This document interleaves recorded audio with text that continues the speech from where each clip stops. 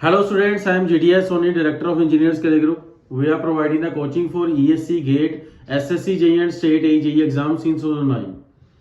बहुत सारे बच्चों के मन में ये डाउट होता है कि मेरे को अभी जो है कंपटीशन एग्जाम में नॉन टेक्निकल की जो एग्जाम्स होते हैं उनकी तैयारी करनी चाहिए कि टेक्निकल जो एग्जाम्स होते हैं उनकी मेरे को तैयारी करनी चाहिए। बिकॉज आज की डेट में स्टूडेंट्स में कॉन्फिडेंस बहुत ज़्यादा लो है।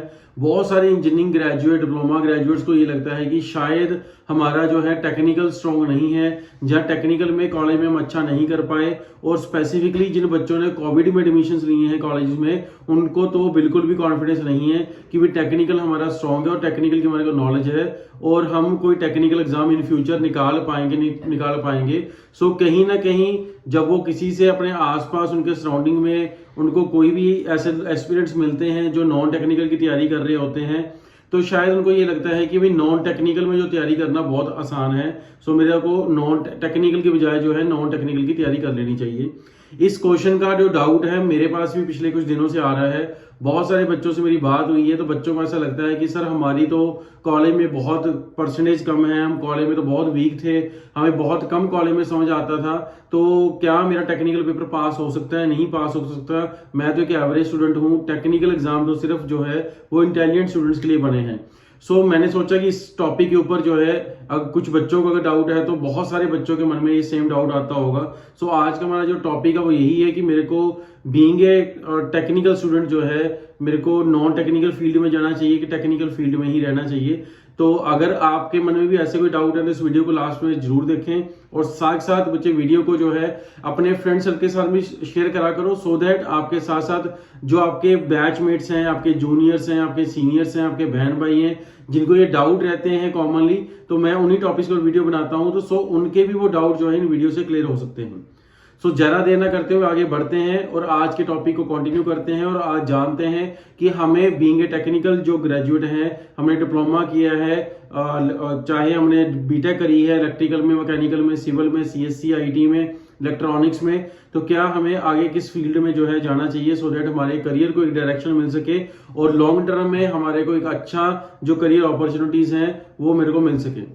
सो सबसे पहले बच्चे इंपॉर्टेंट बात यह है कि देखो एग्जाम आप कोई भी देने जाओ, आप चाहे टेक्निकल एग्जाम देने जाएं चाहे आप नॉन टेक्निकल एग्जाम देने जाएं, सारे एग्जाम्स में कंपटीशन इक्वली ही है। इवन नॉन टेक्निकल एग्जाम में तो हर ग्रेजुएट, जैसे आप तो बीटेक ग्रेजुएट हैं, वहां तो जिसने एमबीए करी है, जिसने बीकॉम करी है, जिसने बीए करी है, कोई भी कोर्स जिसने करा है उसमें एनी ग्रेजुएट, जो भी ग्रेजुएट है वो नॉन टेक्निकल जो एग्जाम्स होते हैं जिसमें पटवारी के एग्जाम होते हैं, लाइट सर्विसेज के एग्जाम होते हैं और डिफरेंट एग्जाम होते हैं जिसमें आप जो है अपीयर कर सकते हो, आप उसमें एलिजिबल हो, जा सकते हो, वहां पे भी आप एग्जाम दे सकते हो। बट बच्चे उसमें भी कंपटीशन बहुत ज्यादा है। कंपटीशन सब जगह पे है, आप चाहे नॉन टेक्निकल में जाएं चाहे टेक्निकल में आए। टेक्निकल में क्या रहता है कि आपका जो कंपटीशन है वो सिर्फ आपकी स्ट्रीम के साथ है, मींस सारे बीटेक के बच्चों के साथ नहीं है, सारे डिप्लोमा के बच्चों के साथ भी नहीं है। आपको सिर्फ जो कंपीट करना है अपनी स्ट्रीम में, चाहे आपको मैकेनिकल में करना है, इलेक्ट्रिकल में करना है, सीएसआईटी में करना है, इलेक्ट्रॉनिक्स में करना है, सिविल में करना है, तो आपको सिर्फ अपनी स्ट्रीम के स्टूडेंट्स के साथ जो है वो कंपीट करना है। और मेरे को ये लगता है मेरे 15 साल के एक्सपीरियंस से कि टेक्निकल में जॉब लेना काफी ईजी है as compare to non technical. Because हम रेशियो ऑफ कैंडिडेट्स देखेंगे तो रेशियो ऑफ कैंडिडेट्स जो appearing candidates in technical exam में बहुत कम है। कहीं ना कहीं आपको ये लगता है टेक्निकल एग्जाम बहुत डिफिकल्ट है, बहुत सारा सिलेबस है जो मेरे को पढ़ के जाना पड़ेगा, बट शायद आपने नॉन टेक्निकल के सिलेबस को ऊपर ऊपर से देखा है। जब उसको भी डिटेल में पढ़ना शुरू करोगे तो वो भी सिलेबस काफी डेप्थ का होता है। सो जो टेक्निकल जिनको डर लगता है टेक्निकल सिलेबस बहुत ज्यादा है, उन सारे स्टूडेंट्स को मैं इस वीडियो के थ्रू गाइड करना चाहता हूं कि टेक्निकल में जो आप कॉलेज में 40-45 सेट्स पढ़ते हो वो सारे सेट्स आपको कंपटीशन एग्जाम्स में नहीं आते हैं। कंपटीशन एग्जाम में जो सिलेबस पूछा जाएगा उसमें आपके मेजर जो टॉपिक्स आने वाले हैं, जितना आपने थर्ड सेमेस्टर में पढ़ा है, जितना आपने फोर्थ सेमेस्टर में पढ़ा है, और हालांकि थर्ड एंड फोर्थ में टॉपिक जो है पार्ट 1 पार्ट 2 में होता है। जैसे इलेक्ट्रिकल में इलेक्ट्रिकल मशीन 1 होगा, मशीन 2 होगा, थर्ड एंड फोर्थ में सेमेस्टर में पावर सिस्टम 1 पावर सिस्टम 2 होगा। ऐसे ही सिविल के बच्चे के लिए स्ट्रक्चर 1 स्ट्रक्चर 2 होगा, मैकेनिकल के लिए टॉम 1 टॉम 2 होगा, थर्मोडायनेमिक्स 1 थर्मोडायनेमिक्स 2 होगा। ऐसे सोन सारी जो स्ट्रीम्स हैं इनमें थर्ड एंड फोर्थ सेमेस्टर में सब्जेक्ट एक ही होता है, बट पार्ट 1 पार्ट 2 में होता है। बट टेक्निकल में में वो एक ही शिफ्ट काउंट होता है, वो दोनों पार्ट 1 पार्ट 2 में काउंट नहीं होता है। तो मैं देखूं तो जितना सिलेबस आपने 3rd एंड 4th सेमेस्टर में पढ़ा है वो अल्टीमेटली वो टॉपिक्स होते हैं, वो सब्जेक्ट्स होते हैं जो 4-5 है, और उसके अलावा जो 5th सेमेस्टर में आप पढ़ते हैं 3 to 4 सब्जेक्ट्स, टोटल मैं देखूं तो मेरे पास सिर्फ 7 to 8 सब्जेक्ट्स बचते हैं जो मेरे को, जिसमें से टेक्निकल में कंपटीशन में compete करना होता है। तो 7 to 8 सब्जेक्ट्स की कमांड करना बहुत ज्यादा मुश्किल बात नहीं है। अगर आप एक स्ट्रक्चर्ड वे में जैसे एग्जाम की रिक्वायरमेंट है उसी डायरेक्शन में डे 1 से अगर पढ़ना शुरू करते हैं तो अराउंड आपको 6 मंथ से लेके 10 मंथ्स का टाइम लगता है। आप किसी भी टेक्निकल एग्जाम के लिए जो है अपना सिलेबस कवर कर लेते हैं और उसके लिए आप रेडी हो जाते हैं। अगर आप AE-JEE लेवल के एग्जाम को टारगेट कर रहे हैं तो 6 मंथ्स का टाइम है। आप ESC गेट लेवल के एग्जाम को टारगेट कर रहे हैं तो 10 महीने का टाइम है जिसमें आपको तैयारी करने में लगते हैं। वंस आप ये टाइम पीरियड निकाल लेते हैं उसके बाद आप इस के में टेक्निकल में जितने भी एग्जाम निकलते हैं वो चाहे आपके SSC JEE के हों, RRB JEE के हों, ESC के हों, गेट के हों, इसरो के हैं, बार के हैं, DRDO के हैं, DMRC के हैं, RRB का है, RRB SSC का एग्जाम है, कोई भी एग्जाम है जिसको आप बड़े आराम से जो है वो क्रैक कर सकते हैं। और कंपटीशन जो है टेक्निकल में काफी कम देखने को मिलता है, बट आप नॉन टेक्निकल में जाओगे तो नॉन टेक्निकल में जो आपको रीजनिंग आती है, क्वांट आता है, वो काफी एडवांस होता है। और इवन जो जीके का सिलेबस रहता है वो भी बहुत ज्यादा एडवांस टॉपिक जो है वहां पे पूछे जाते हैं। उसमें भी आपको उतनी मेहनत करनी पड़ेगी। अगर आप बैंक पीओ की कोचिंग करने जाएंगे, उसकी तैयारी करना शुरू करेंगे तो वो भी 6 to 7 मंथ्स का टाइम जो है वो कंज्यूम करता है आपका। अगर आपको SSC CGL का जो एग्जाम देना है तो वहां पे भी 10 महीने लगते हैं। तो पॉइंट यही है, टाइम आपको उतना ही डिवोट करना पड़ेगा जितना टाइम आपको टेक्निकल में डिवोट करना पड़ेगा। बहुत सारे बच्चे मेरे को मिलते हैं जो ये कहते हैं कि सर 2 साल से हम नॉन टेक्निकल की तैयारी कर रहे थे बट वहां पे तो बहुत ज्यादा कंपटीशन है, वहां तो मेरा सिलेक्शन होने के चांसेस वो भी जरा कम हो जाते हैं। बट मेरे को अब किसी ने बताया जो बच्चे JEE सिलेक्ट हुए हैं, जो बच्चे AE सिलेक्ट हुए हैं, जिनका PSU में सिलेक्शन हुआ है, जिन बच्चों को इसरो का एग्जाम निकला है, तो उन्होंने मेरे को ये गाइड करा है कि भाई तू टेक्निकल कर, टेक्निकल में जो है वो जॉब जल्दी मिल जाती है। तो ये बात बिल्कुल सही है। जिसने टेक्निकल एग्जाम क्रैक करा है आप उससे जो सलाह लेंगे तो वो आपको बिल्कुल ये बताएगा कि नॉन टेक्निकल में कंपटीशन काफी हाई है, सिलेक्शन के चांसेस बहुत कम हो जाते हैं, बट टेक्निकल में सिलेक्ट होना बहुत इजी है as compare to non technical के।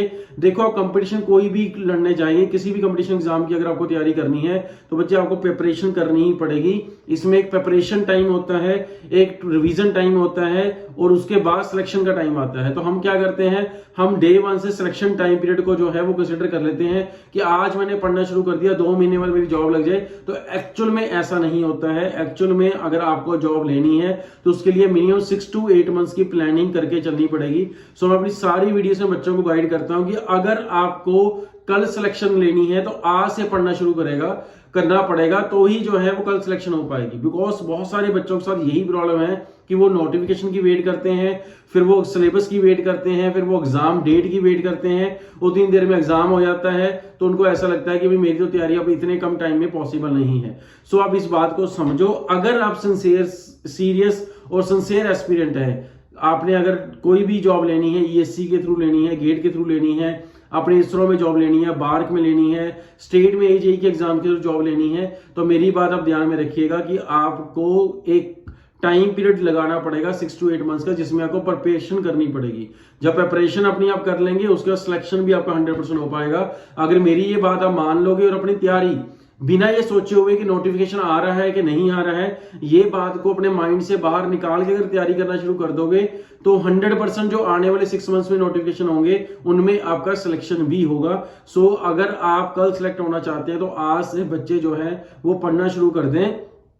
सिलेक्शन तभी पॉसिबल है जब आप जो है आज से पढ़ना शुरू करेंगे। अगर आपको डायरेक्शन नहीं मिल रही है, आपने सेल्फ स्टडी करके देख ली है, आपका रूटीन नहीं बन पा रहा है, तो मैं आपको यही बोलूंगा कि आप इंजीनियर्स कैरियर ग्रुप के साथ जुड़ जाइए। इंजीनियर्स कैरियर ग्रुप आपको बेसिक से लेकर एडवांस तक कोर्सेज करवाता है। वो चाहे आप ES का कोर्स करते हैं, गेट का करते हैं, इसके सेपरेट बैचेज चलते हैं, चाहे आप स्टेट AE-JEE के एग्जाम करते हैं, चाहे आप SSC JEE RRB JEE के टारगेट करते हैं, इन सबके सेपरेट बैच चलाए जाते हैं क्योंकि इन सारे एग्जाम्स में लेवल ऑफ क्वेश्चन जो है वो डिफरेंट है। हालांकि सारे सिलेबस आपको सेम दिखेंगे। आपको ES गेट का, SSC JEE RRB JEE का, स्टेट AE-JEE के जो सिलेबस अगर देखोगे तो आपको ऑलमोस्ट जो है 90% सिमिलरिटी ही दिखेगी। बट क्वेश्चन के डेप्थ की काफी चेंजेस होते हैं इन सारे एग्जाम्स में। सो इन एग्जाम्स को टारगेट करने के लिए आपको डायरेक्शन बनाना और अपना फोकस जो बिल्ड करना बहुत जरूरी है।